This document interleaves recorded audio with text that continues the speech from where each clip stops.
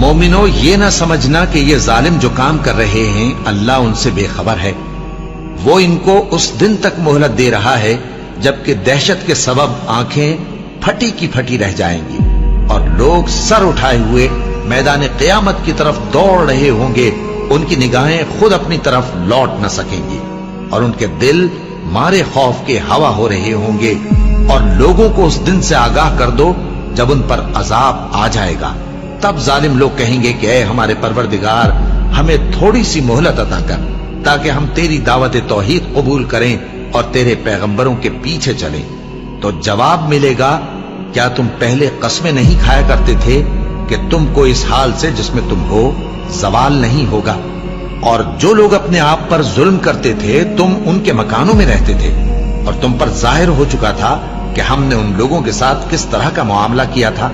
اور تمہارے سمجھانے کے لیے مثالیں بیان کر دی تھی، اور انہوں نے بڑی بڑی تدبیریں کی، اور ان کی سب تدبیریں اللہ کے ہاں لکھی ہوئی ہیں۔ گو وہ تدبیریں ایسی غضب کی تھیں کہ ان سے پہاڑ بھی ٹل جائیں۔ تو ایسا خیال نہ کرنا کہ اللہ نے جو اپنے پیغمبروں سے وعدہ کیا ہے وہ اس کے خلاف کرے گا۔ بے شک اللہ زبردست ہے، بدلہ لینے والا ہے۔